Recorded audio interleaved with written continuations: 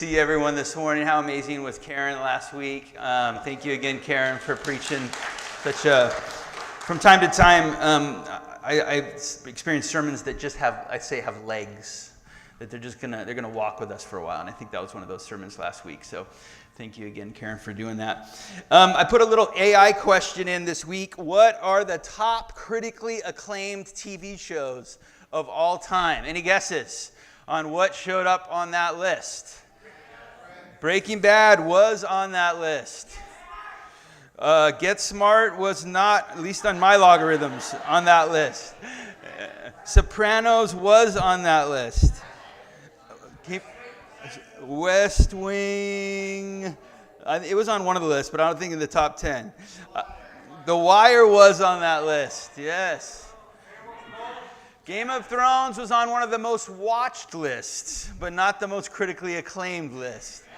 Mad Men, definitely critically acclaimed. I Love Lucy, The Simpsons, Twilight Zone, All in the Family, Mary Tyler Moore Show. And then the ones the most watched, Game of Thrones, you got it, Cosby Show, American Idol, Friends, CSI, Dallas. This next one, I think it's because it's my logarithms. Yellowstone, I don't know if I love that show, but I don't know if it's most watched.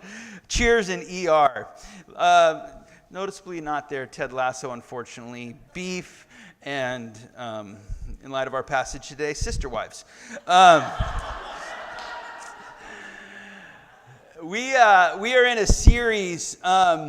It would be fun to imagine going to your scriptures and watching one of those TV shows, and as scripture, as like the Word of God. And yet we kind of have that, right? We've got like we got Soprano stuff going on. We got The Wire stuff going on. We got Sister Wives stuff going on. We got, all sorts of stuff going on in these scriptures that we're given. And this is the Word of God. And we've been in those kind of weird stories, those stories that make you go, hence the song.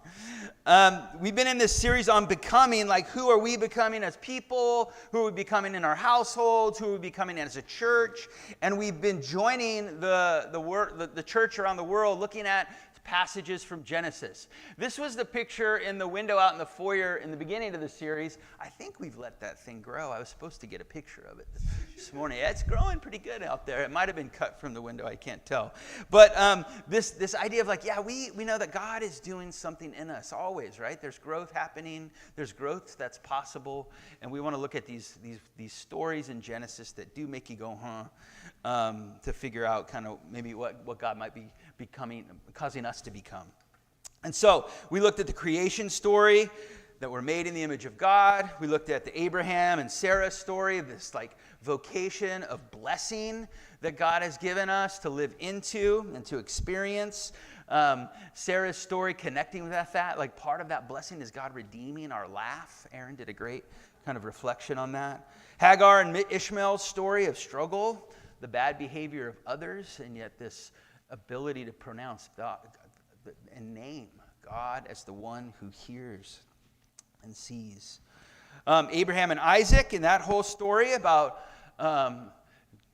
close to child loss, and the good news that God does not consume us as we become. And then 3 weeks on Jacob, me, Anita, Justin. Jacob, this deceiver, this family that loves to manipulate each other. Jacob, this one who is given a new name as one who wrestles with God. And we're invited into that metaphor as we think about our own becoming. And then finally, we get to Joseph last week. And Joseph is sold by his brothers out of their jealousy and hatred of him. And he's sold into slavery. And Karen unpacked that story, pointing out the hatred that was going on in their midst, inviting us to think about how hate works in our own lives, with this wonderful invitation at the end to pay attention to the grief that might be below the hatred. And so today we're in a passage a number of chapters later, and there's a lot of territory in between. So I'm going to quickly try to bring us up to speed, and I've asked for a little bit of help in doing that. I asked for an older brother, so Lincoln's going to come up here. All right, come on up, Lincoln. This is an older brother. Lincoln, let's see, what's the best way for people to see it? Let's just have you stand right there. And then we need a younger brother, so Hudson's going to come up and be Joseph for us. All right, Hudson, you're going to go over there on that side because the brothers are very far apart in the story right now. Okay, good. All right, so let's talk about Joseph over the next few chapters. Joseph is sold into slavery, and he ends up in a place called Potiphar's house. So, Julian, you're going to be Potiphar. You go over there next to Joseph, all right? And in Potiphar's house, Joseph is accused of something that he did not do, and Potiphar is very angry at Joseph. Be very angry, yeah. And Potiphar throws Joseph into prison, all right? Boom. Potiphar, you can come back now. You'll come back as another character. Yeah. So, good job. Joseph is in prison, and when he's in prison, he meets two people. First, he meets the royal cupbearer. Who's the royal cupbearer? Fisher, why don't you be the royal cupbearer? Come on up. I might call on you even if you didn't agree to do this. All right. Fisher's over there. He's the royal cupbearer. Fisher's also going to be the royal baker because Pharaoh got mad and threw them both into jail. And both the baker and the cupbearer have these like disturbing dreams that trouble them, and Joseph has the ability to interpret the dreams. And the baker's dream turns out to be not so good. Joseph tells him that he's going to die, and he does die. The cupbearer's dream, however, we'll pretend you're the cupbearer for sure. The cupbearer's dream is a little bit more positive. Joseph gives him the interpretation and sends the cupbearer on his way, telling the cupbearer, remember me in prison. Remember, get me out of here. And the cupbearer leaves. And the cupbearer does not remember Joseph for quite a while. Well, a couple of years later, Pharaoh is having some dreams. And he's dreaming about fat cows and skinny cows and what this means. And the cupbearer hears about these dreams that he's confused by and says, wait a minute, there was this guy 2 years ago who helped me with my dreams. I wonder if he's still there. And they summon Joseph to go to Pharaoh. Julian, why don't you go back and be Pharaoh? Boo, boo. Joseph tells Pharaoh what these dreams mean, that there are going to be 7 years of abundance, but to be wise with that abundance because it's going to be followed by 7 years of famine. And Joseph becomes the Pharaoh's top dog, right-hand person, and is in charge of making sure that the plans for the abundance and the saving for the famine all takes place. So that's going on in between our Karen's story and today's story. Then we also have the brothers. This is Judah. Does anybody remember what Judah did early on, last week even? Judah was the brother who, when they all decided, well, we shouldn't probably kill Joseph, Judah said, well, why don't we just sell him into slavery? All right? Boo. Everyone go, boo, Judah. Yeah. Not you. So in the story, we don't get a whole lot of details about what happens to the brothers, but there is this one interesting story that you're going to... Oh, do you mind closing that door, Fisher? Thank you. Or Daniel's got it. There's this one story where Judah finds himself in a spot where he's got some responsibilities to take care of the people in his family and one particular person who's especially marginalized. And over, he just doesn't do it. To the point where this character, Tamar, has to take things into her own hands, show great courage and tenacity to ensure her own safety. And she does that. And as she does it, it puts Judah in kind of an interesting spot because he does some things he shouldn't have done. Well, she also, it seems like, may have done something that at least Judah didn't like, and Judah starts to condemn her. And she's able to show through evidence that actually Judah is the one who had made the poor choice and who had treated her in ways that marginalized her. And there was this moment in the story. What is Judah going to do? And Judah says this: she is more righteous than I.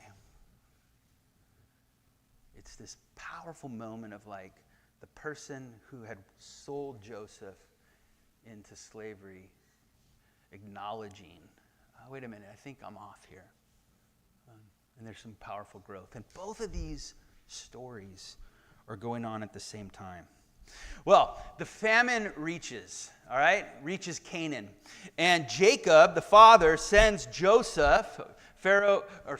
sends the brothers, Judah and all the others, except for Benjamin, the youngest, and sends them to Egypt to get food. All right.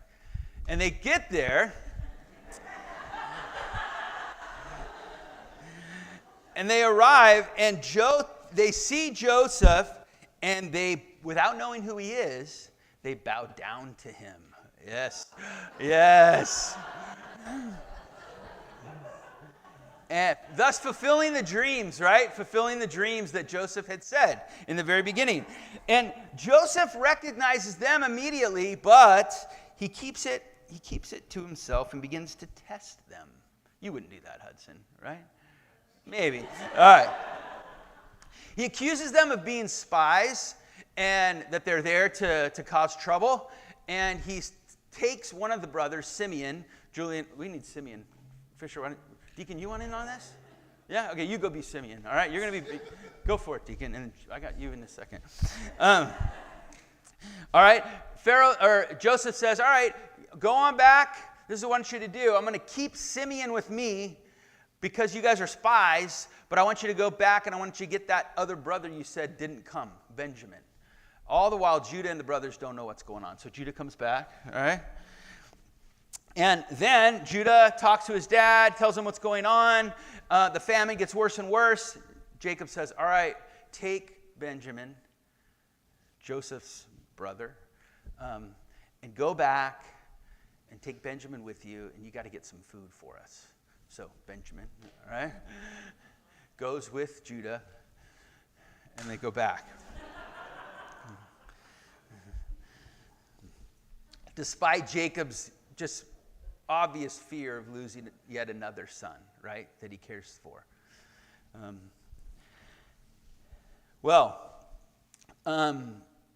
Joseph welcomes the brothers, and he sees Benjamin coming, his only brother, and he is overcome. This is actually the second time in the story. The passage says he's overcome with emotion.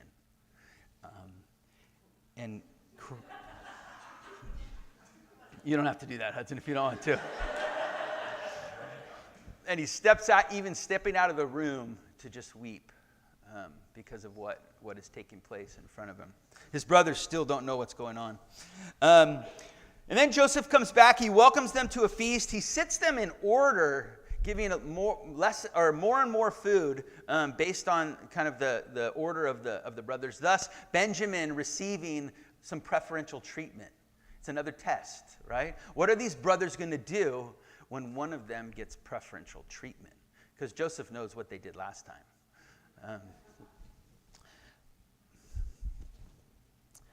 Joseph finally arranges one more test. He takes his silver cup and he stashes it in Benjamin's bag, not without him knowing. And then at the right time, I don't know if it's Joseph or one of the soldiers or something, they find this cup in his bag, and they accuse him of stealing. Joseph says, to all of them when it's discovered. He declares that Benjamin has got to remain as a slave with him while the others return to their home. Thus, another test. Will you abandon a brother to save yourselves? It's a repeat, right? He's set up a repeat of his own story. The brothers have the opportunity to go home without one of Rachel's sons. They can preserve themselves while leaving their brother behind, their father holding all the grief. Joseph wants to see what's going on. And Judah, the brother who had once proposed selling Joseph, steps forward. Good job, Lincoln. And he describes their father's love for Benjamin, the devastation that losing him would cause. And Judah says, "Please let your servant remain as a slave to my Lord in place of the boy, and let the boy go back to his brothers." And that's where we're going to pick up our story. All right? Give these guys a round of applause. Thank you.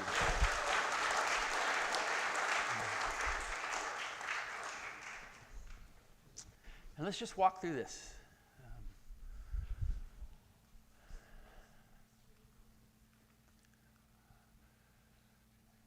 Then Joseph could no longer control himself before all those who stood by him. And he cried out, "Send everyone away from me." So no one stayed with him when Joseph made himself known to his brothers.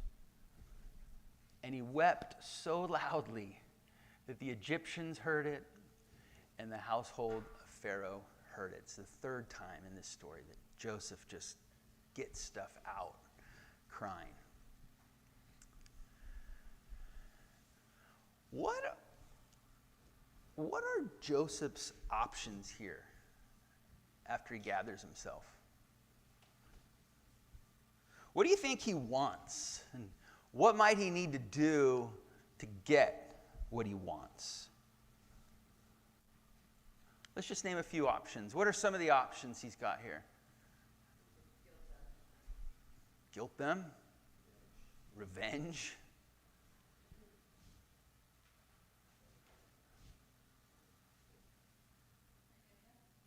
Forgive them?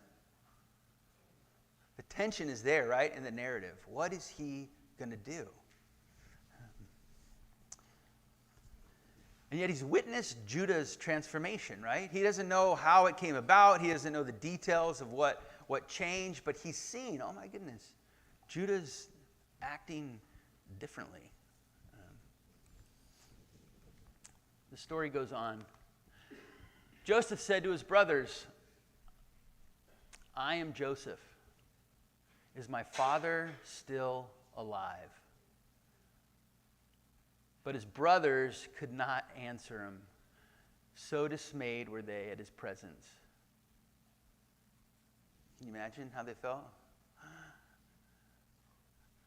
The power has shifted greatly. Then Joseph said to his brothers, "Come closer to me." Would you have gone closer? "Come closer to me." And they came closer. And he said, don't you wish you had tone of voice right now? "I am your brother, Joseph, whom you sold into Egypt." What are the brothers feeling right now? Vulnerable, right? Terrified. The truth is being named. Honest description of what has happened is being articulated. The feelings they've got to have are just rumbling inside.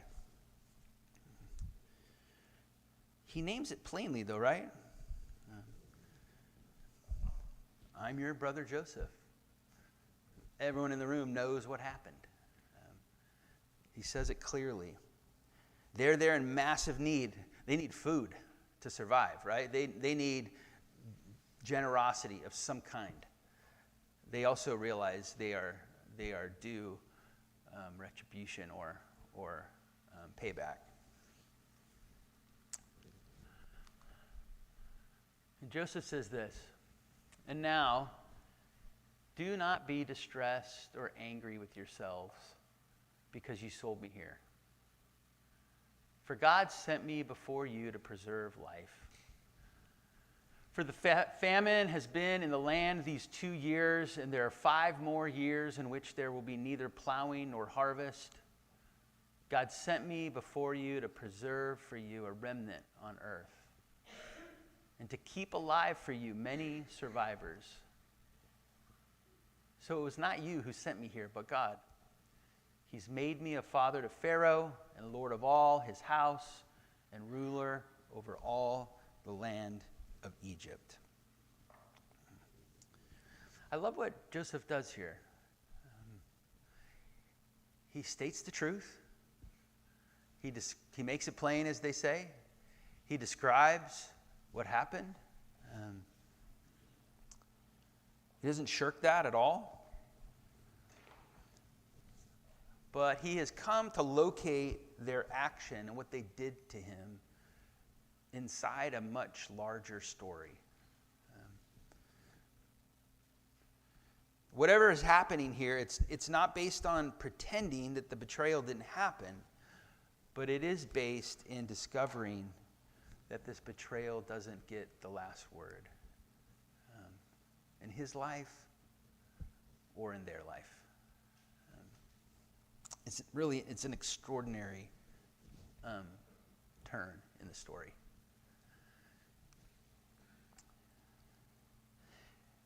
It's a story that began with this promise that God would bless and call this household, this people, to be a blessing. And then they've just worked pretty hard to kind of like mess it up all the way through. And here, this one member of that family uses his power to preserve the lives of the very people who had harmed him. Doesn't make what the brothers did good. We can talk another day about whether it even means God was in on the decisions that those brothers made. But what we know for sure is that God was in on being with Joseph and taking what was intended for harm and using it even to point towards something that God had promised. Joseph discovered God's faithfulness in his life is much larger than the harm that he experienced.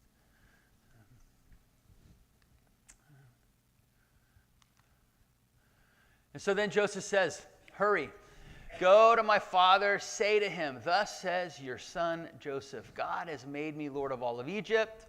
Come down to me, do not delay.'" There's this big invitation of homecoming, right?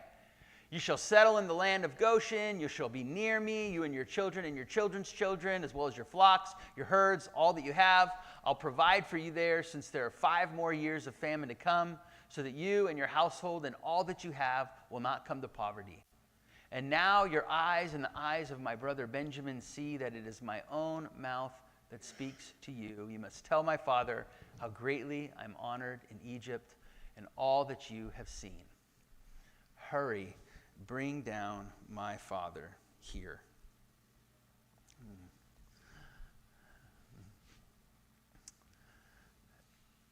The brothers, what might they be feeling right now, right? At least okay, we're not going to die today. That's good, right? Probably a bunch of mixed feelings, right? They're probably just digesting it, sorting it out. Is this for real? Do I deserve this? Could I trust this? Wow, I think I might trust this.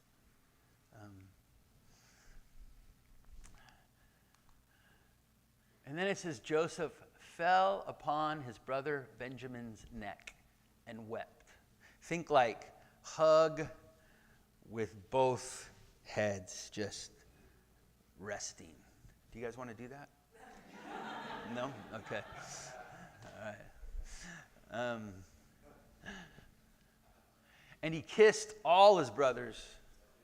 Okay. And wept upon them And after that, his brothers talked with him. I love that. Like highlighting the silence of the brothers throughout this whole experience. No words until the very end. 5 chapters later, Jacob dies, the father, and the brothers are afraid again that Joseph might forget them because he might have been only doing it for his dad. And they come to him and they ask for forgiveness again. And Joseph says to them, "Do not be afraid.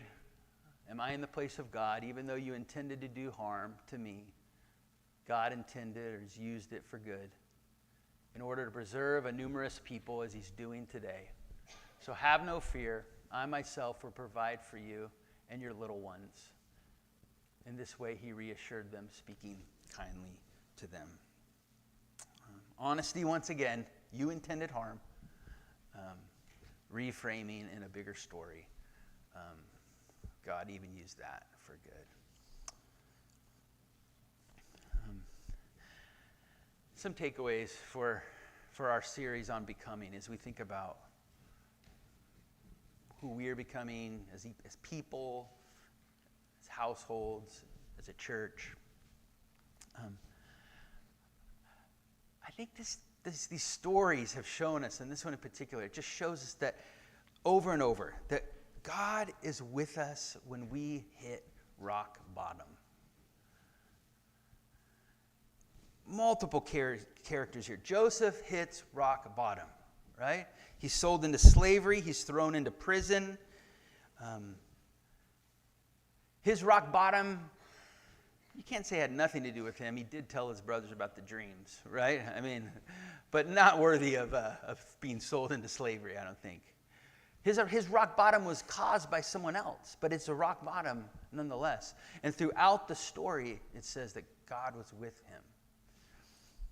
Judah hits rock bottom multiple times. You think he's there already when he sells Joseph into slavery. Then he has the old episode that I described here later.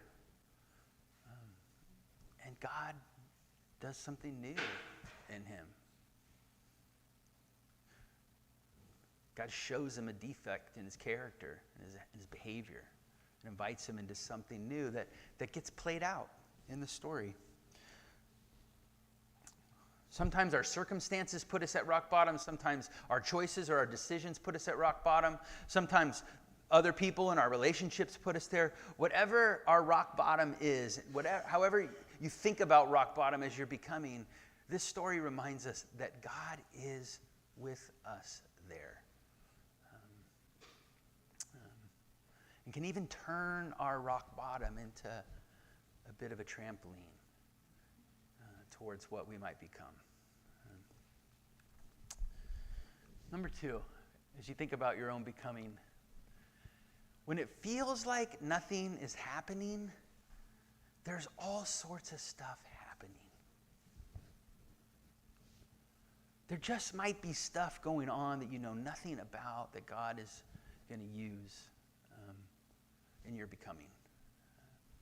Joseph was in prison, interpreting dreams, making his way to the top of the food chain, if you will, in Egypt, completely unbeknownst to his brothers, certainly unbeknownst to his father, because his brothers were holding the family secret of how he was gone, right?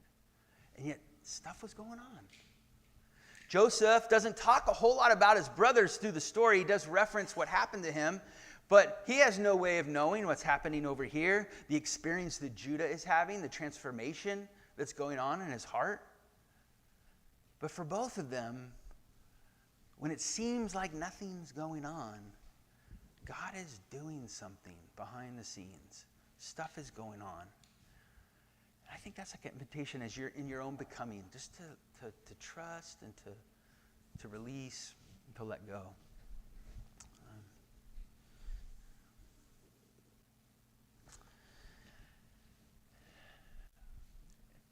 The third one is that the promise of blessing that God gives to us and invites us into, that's been playing out in these stories that make us go, huh? The promise of blessing is connected to the gift and the practice of mercy.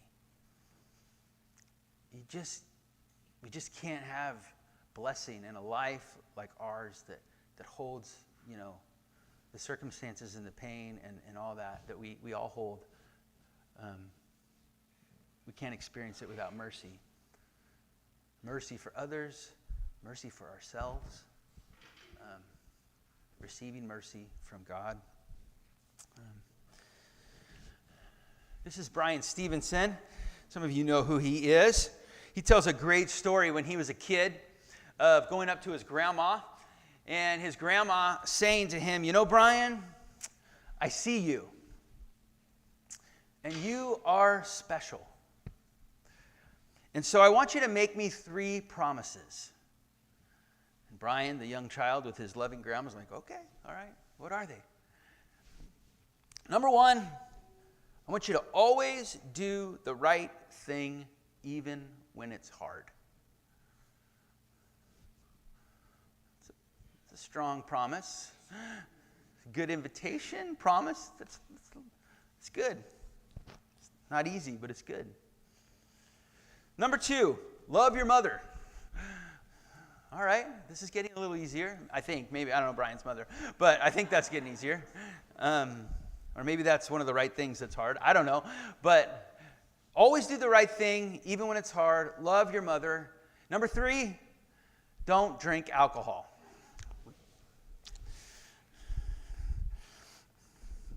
Everybody okay? All right. He tells a story of being in the woods with his brother and his cousins, and they go out to the woods and they're having a good time, and one of them opens up their backpack and pulls out a 6-pack of beer, and they're out in the woods together, and Brian is just stunned because his grandma's seen him like he's special. He's made these promises. And his cousin and his brother look at him and recognize his pause, and they're like, oh, wait a minute. You're not hung up on grandma's promises, are you, right now? 52 years later, Brian Stevenson has not, at least when, at the telling of the story, hasn't had a drop of alcohol. And he says it's not virtue. He doesn't call it virtue. He calls it identity. And a part of who he became, because he made these promises, was that he's going to love his mom. He's not going to drink alcohol, and he's going to do the right thing even when it's hard. And so he's become and founded the Equal Justice Initiative. He's an attorney. He defends people on death row. A lot of times, people who are falsely accused of the charges against them. And there's now a book and a movie, and it's called Just Mercy. I love that title. Justice and mercy, just mercy. We need mercy to experience the promise of blessing. And he said this, he said, when asked why he keeps going, he said, I believe that each of us is more than the worst thing we've ever done. Joseph's kind of living that out, right? And so when we think about mercy and the kind of mercy that we want to receive for ourselves and embody in our relationships in our lives, I think leaning on his description is helpful. Refusal to allow a person's worst act, worst moment, or worst circumstance to have the final word about who they are. This story, I think, has some clues towards how you live this stuff out. Joseph says, come close. Mercy requires proximity. Doesn't mean we got to weep on each other's shoulders right away. It might just be a step. It might be a willingness to take a step. It might be willing to be willing to take a step. But mercy requires that kind of movement.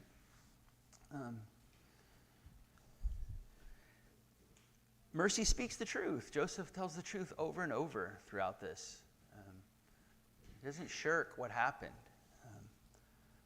But he also refuses to let what happened be the last word on who his brothers are and what their relationship is going to be. Kind of connected with this is mercy is emotional work. Let's not kid ourselves. It's not all head work. Because we can run ourselves around in circles with the thinking our way through the mistakes we've made, the stuff that's happened to us in life that's not fair. But our head's not going to get there. If this is deep emotional work, then we've got to respect that and be honest about the process of that. Joseph cries a lot in this story.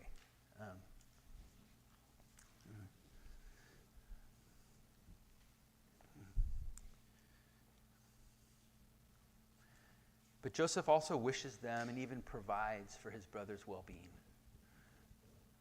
So when we think about mercy, what does it look like to wish for the well-being of yourself, even if you made a mistake? Wish for the well-being of yourself, even if you just blew it. What does it mean to say, God, I'm open to getting to a place where even though I was hurt by this person and it didn't make sense what they did, I want to be able to release it so that I can just wish them well. Doesn't mean that relationships are ever going to be exactly the same. Doesn't mean that the harm didn't happen. But God, what does it look like to wish people well? When you think about your own becoming, where might mercy play into that? Mercy for yourself, mercy for others, receiving mercy from God. Like I said, it might be taking a step towards someone. Maybe the word that needs to be said, an invitation that needs to be made, a letter that needs to be written, whatever it is. Maybe it's taking a step. Maybe you're ready for that. Maybe it's just praying to God, like, God, I need to forgive myself here. It's time for me to let this go. God wants that. So maybe it's taking that step, but maybe it is. It's just like, I'm not willing, but I'm willing to be willing. Like, God, you say you're with me in my rock bottom. All right, I'm willing to be willing. But you're going to have to do that emotional work in me to get me to take that step. I think that's a fine place to be. It's not the end of the road. God, I want even this pain that I've caused or I've experienced, I want it to not be the whole story anymore. I want it to be a part of a bigger story. Help me with that. I was having a conversation with Melissa Burns the other day, and we were talking about being like these places where you get so jammed up, you just can't get out because the truth is truth, and you made a mistake or somebody hurt you, and you just can't get out of it. And we talked about sometimes it's good just to put the words "for now" in front of your statement. Like, that person hurt me. We do not have relationship. That might be a true statement. But what maybe today for mercy, it's just to say, well, I'm going to say for now, that person hurt me. We do not have relationship. Maybe that's as far as you can get. Just putting the "for now" in front of, I made this mistake. I can't forgive myself. I made this mistake. I can't, forgiveness isn't happening between me and the person I've already apologized to. For now, that's the case. Maybe that's as far as you can get. But the good news of the gospel today in the scriptures is that there is mercy available. And in fact, we have to practice mercy to experience the blessing that God has promised to us. It's connected to the good thing God is doing. Welcome back, kids. We are going to wrap this series up next week, everyone, with art as worship, where we get to explore a little more about our becoming, and our kids are going to be a part of that. Kids, come on in quietly. I'm going to ask Jen to come up and lead us in Eucharist this morning.